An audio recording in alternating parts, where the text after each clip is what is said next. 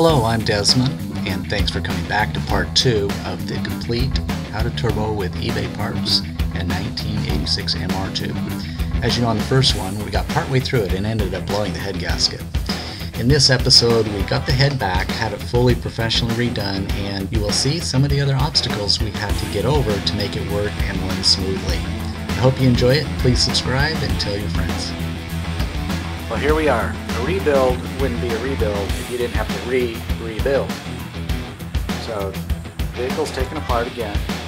Started it up, worked okay a little bit, kind of idled quickly, and we blew the head gasket. Then we found all the stuff that the guy who said he rebuilt the engine didn't really do or had no clue how to do it. So when someone says they rebuilt the engine and sells it to you, you might as well just pull it all apart and start over again. Or you're going to be pulling it apart and starting all over again. So here's all the pieces. We're going to try to put this back together quickly. And one of the big problems that happened is one of the pins in the cam came out and it wallowed out this little hole right there. So what we're going to do is we're going to use this one. However, we're going to mark it, which we did right here, so we know how to set it up for top dead center, because we can't use the little metal dimple that you see right down there anymore because this is offset. It'll still work, we just got to make sure we do it correctly so we know what we're doing, even though if someone else ever gets it, they're not going to have a clue. These are the old head bolts, some of them which were not even torqued down when we took the head off. And here are the new ones that we're going to put in to make sure they're done right. Extra screws in the timing belt covers, a few in the valve covers, and we got our head redone at Dave's machine, which we have a video clip of going and picking it up that you'll see in a minute. Hey, what are we going to go do? I want to pick up the head to the engine that just barely got finished too. Picking up the head, huh? Driving down the parking lot on I-45 to go pick up the head. Hopefully it's done on time. It's supposed to be done at 4 o'clock. Right now it's 3:50, so we got 10 minutes. And a whole bunch of traffic up here. So we'll go drive. Alright, here we are. The shop that is supposed to be doing our head. It's Dave's machine. Time to pick it up.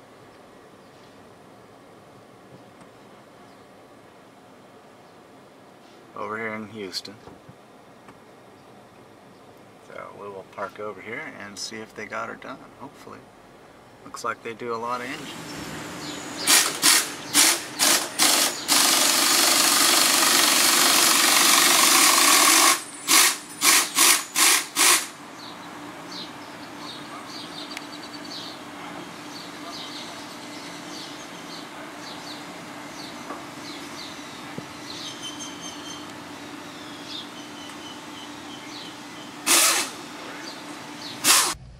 These are a couple of stills of Spencer at Dave's machine shop picking up the new head. Here's the nicely redone head. Beautifully shiny. Looks like it came right out of the factory line. Everything's been cleaned up beautifully, so hopefully no worries. Most excellent job.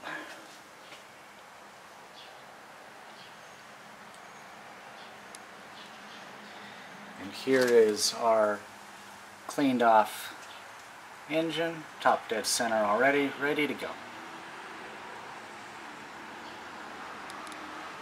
Okay. What are we doing, Spence? We're just checking up on the head to go put it on the engine. We got to take off the cams again and reset them, don't we? Yep. Yeah, so because we can't get the head bolts through unless we do that. The head bolts are right here. And we're going to put it on the engine right there. Gasket's already on, so we're getting prepped to do that, and we'll see how it all pans out here.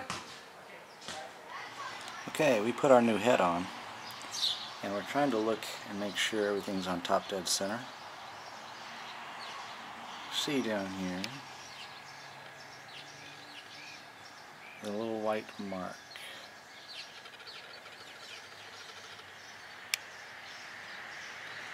Trying to see if it'll focus correctly on it. Not doing that there. That's not too bad. The little post is on the first dimple. That tells you're on top dead center on the crank. And the cams,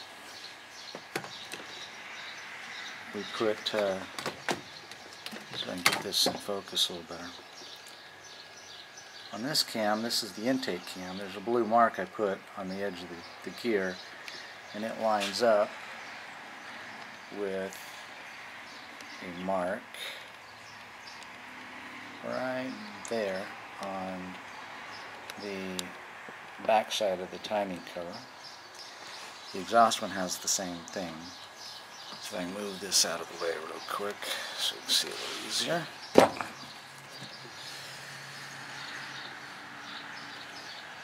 The blue mark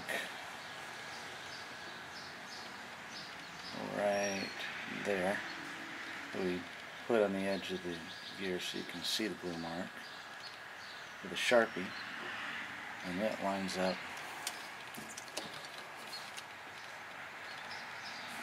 to the mark right there above the one on the belt, so that they're in line. Tells you that the exhaust valves cam is at the same spot. Now we just gotta recheck the distributor here, because I think that maybe it didn't get put in right. So I'm going to pull it out, check it, make sure we're good.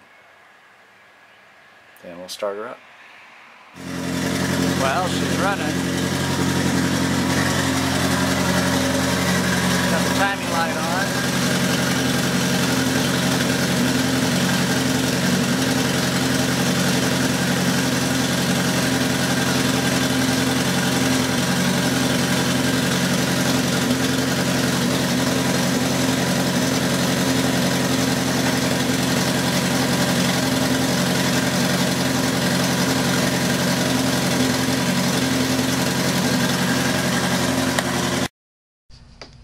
If you watched part 1, we had a 1-inch stainless steel bung that we used for our wideband O2 sensor. We made a custom bracket for that.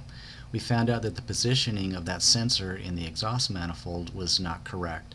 So we made a new bracket and a blank, filled the hole in the factory exhaust manifold, and had this welded into our custom downpipe, which goes into the standard exhaust and catalytic converter that you can see there. And you can see the wideband O2 sensor in more of the correct position, which is between 3 and 9 o'clock up, so humidity doesn't get in and damage the sensor. And you can see the routing of all of the exhaust system that we had custom done, and that the turbo is very low under the car, not much clearance with it. Well, here we are.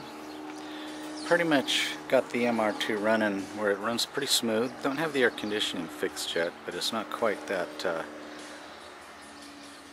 hot. We decided to put our sensors in some key spots. Right here through the steering wheel you're seeing the wideband O2 sensor right there. Down in this corner low is the boost sensor down there, gauge. That way it's kind of hidden, and I like the cars looking clean like that. Then in the trunk, I can show you we relocated the battery here, put back in the panel, and our tuner is here. Upside down because I put the sticker on before I knew how I was going to mount in the rear trunk. But the tube coming out right here is our built-in map sensor right there.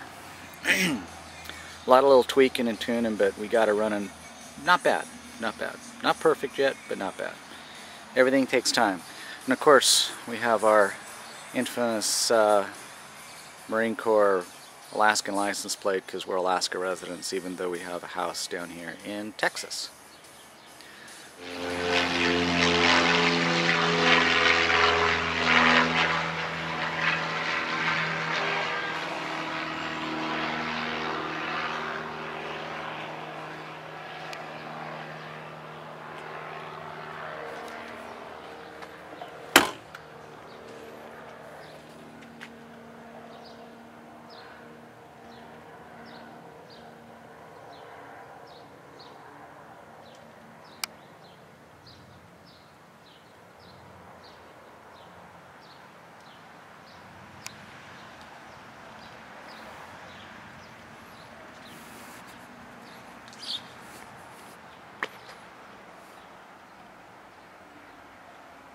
Going to be trying to tune this live on the fly with Tuner Studio, the full version.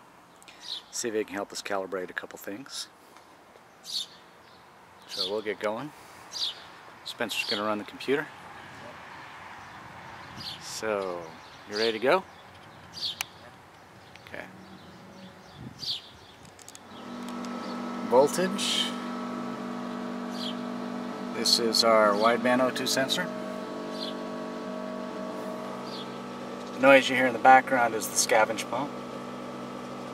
So we're going to fire it up.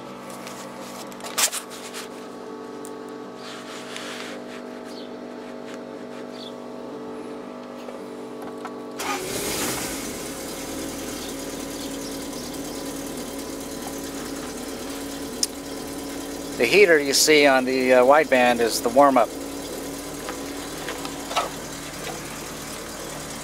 Right now we're showing idle, engine RPM, and map at full pressure. It shows where we're idling right between 900 and 1100.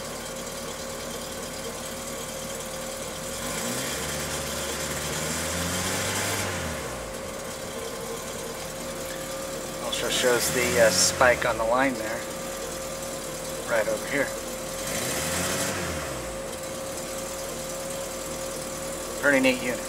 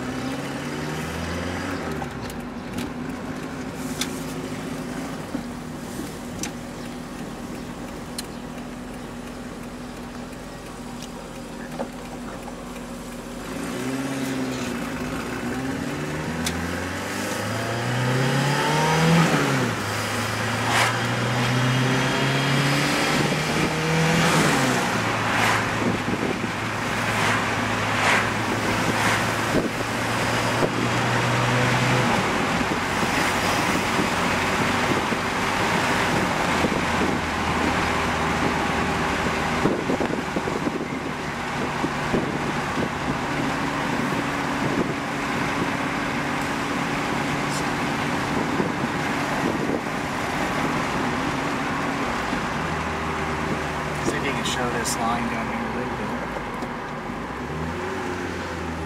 bit. Too much glare. Yeah. I'll see if you can turn it or tilt it and make it so it glares and stuff.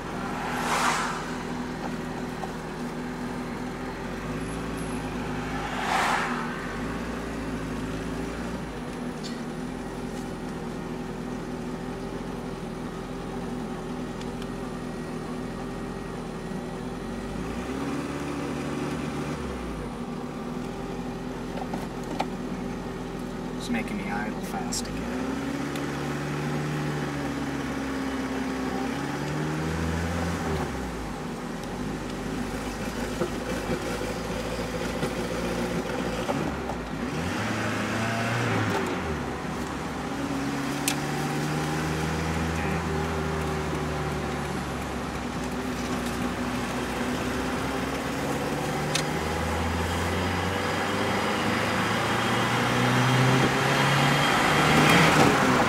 See the boost down here? Can you focus it down there so you can watch it?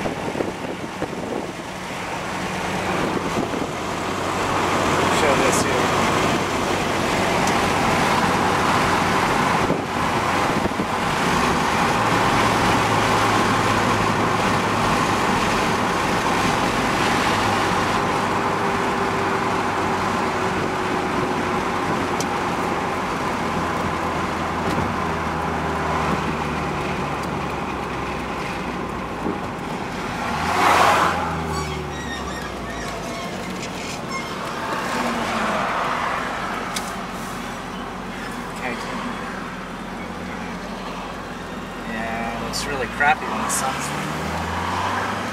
Show the boost.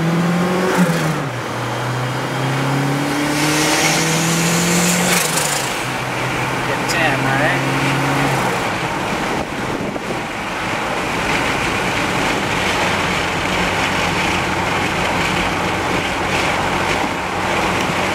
Turn that so you get the glare off. Turn the whole thing.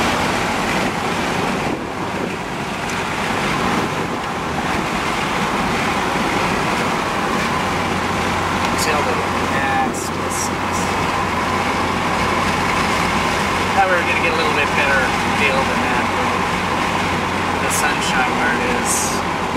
Yeah. Make sure you're seeing it. Seeing what? What's that? Seeing what? You gotta see that. I was looking at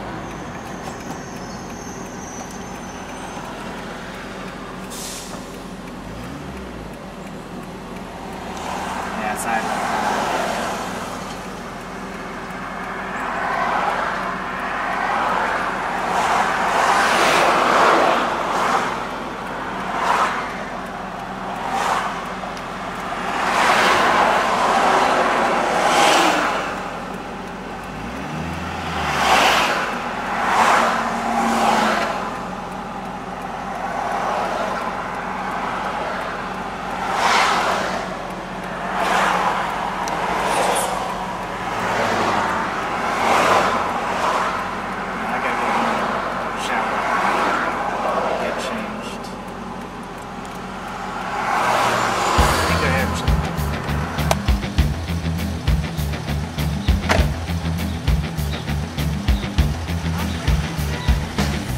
Of course, with a real rebuild, the true test is to see if your wife and the mother of your son likes it.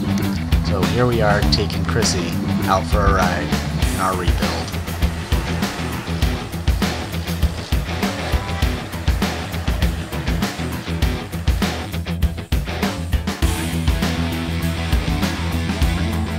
This turned out to be a great project to do, a fun learning experience for myself and my son Spencer, and we appreciate you watching. Once again, join our channel and share with others.